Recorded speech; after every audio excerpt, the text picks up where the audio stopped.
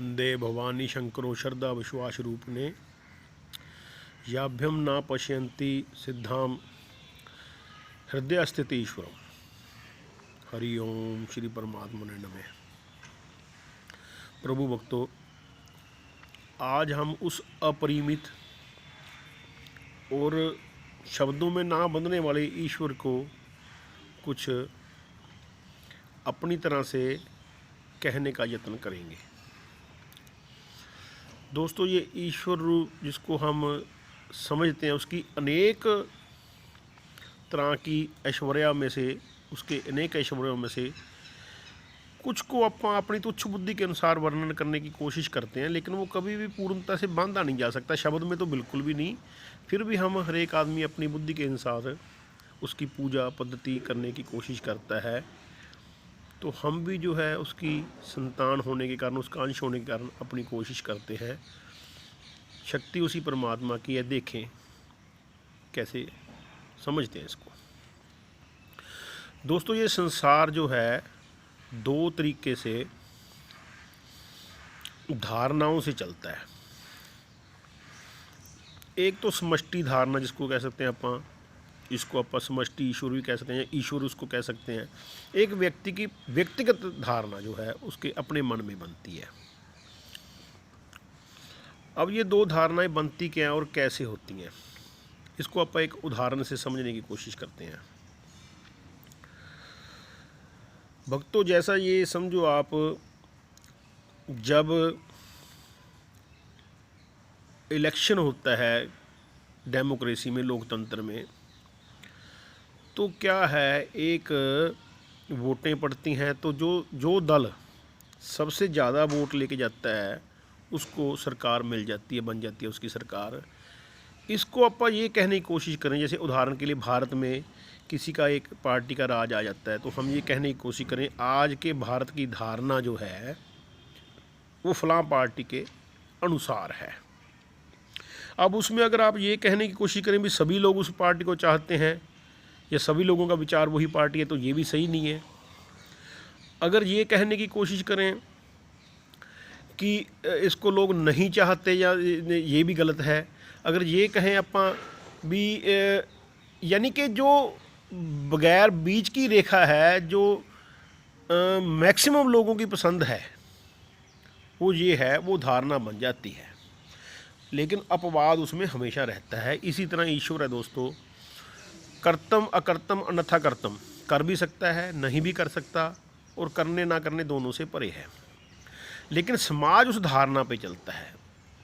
एक उदाहरण जैसे और समझें आप, जैसे फ़र्ज करो आज समाज में एक धारणा बन जाए कि जो सरकारी अस्पताल हैं वो उनमें इलाज या केयर बिल्कुल नहीं होती।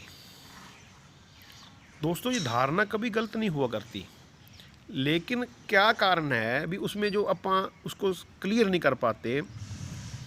उसमें बात ये है भी जो धारणा बनी है वो मैक्सिमम लोगों की एक राय को धारणा कह सकते हैं हम। राय क्यों है? क्योंकि उन लोगों का तजर्बा है, उनसे वास्ता पड़ा है।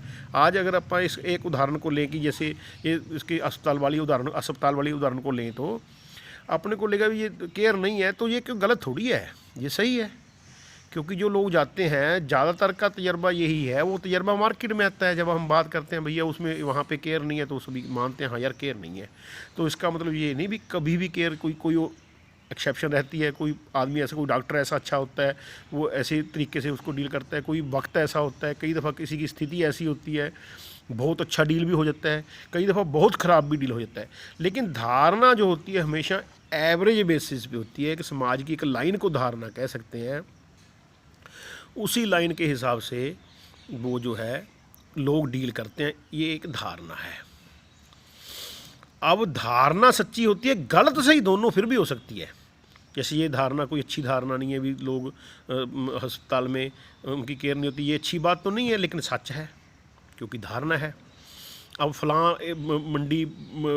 मंडी के लोग, फलां एरिया के लोग बड़े अच्छे हैं, ये धारणा हो जाए, तो वहाँ का अच्छापन, कोई लोग जहाँ जाने की सेवा करते हैं, लोगों की सेवा करते हैं। ज़्यादातर जो एवरेज लाइन है वो धारणा उस मौके के हिसाब से सही होती है, लेकिन हम लोग रोजाना उसमें फीड करते हैं अपने स्वभाव के हिसाब से। जब कर्म करते हैं वो कर्म धीरे धीरे उस धारणा में फीड होता रहता है, तो धारणा चेंज होती रहती है।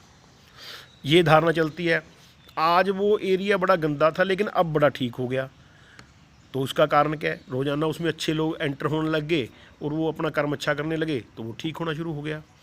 इस तरीके से दोस्तों जो लोग दूसरे भी हैं वो अपनी सेल्फ धारणा भी एक बनाते हैं। हर एक आदमी सेल्फ धारणा कैसे बनाता है? वो आदमी जिसको अभी ये भी नहीं पता भी इस अस्पताल में ऐसा होना है, लेकिन उसके मन में ये होता है भी ऐसा होएगा, उसकी खुद की एक परिकल्पना हो जाती है भी ऐसा होना चाहिए या ऐसा होगा। वो वहाँ जाके वो देखता है, उसको उस तरह का व्यवहार नहीं मिलता तो वो जिदाई करता है, बहस करता है। तो ये उसकी पर्सनल निजी धारणा हो जाती है, जो उसकी टूट भी सकती है, नहीं भी टूट सकती। इस तरीके से दोस्तों समाज चलता है। इसको दूसरे तरीके से आप अगर कहें तो ये कह सकते हैं, एक जो चेतन ईश्वर जो है ये अव्यक्त धारणा को धारण करता है या जगत को धारण करता है। यही पर्सनल पे लागू होता है दोस्तों, निजी।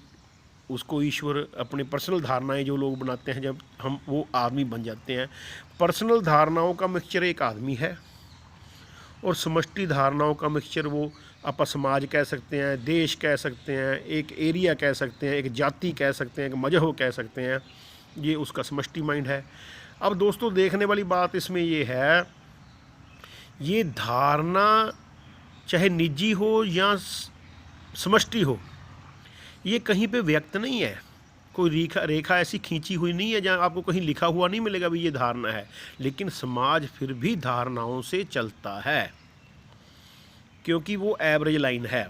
अगर हम उस एवरेज लाइन के ऊपर काम अच्छे करने लग जाएंगे तो धारणा धीरे धीरे अच्छेपन की तरफ चलने लग जाएगी, और बुरे करने लग जाएंगे तो धीरे धीरे धारणा बुरे तरफ चली जाएगी। इसी को ये समझे भी ईश्वर चेतन जो है वो ही धारणाओं को धारण करता है, व्यक्तिगत को भी और समष्टि को भी। इसी तरीके से ये जगत चल रहा है धारणाओं में, और उस धारणाओं को तोड़कर ईश्वर तक पहुंचने को ही ईश्वर प्राप्ति कह सकते हैं। ये समझिए आप।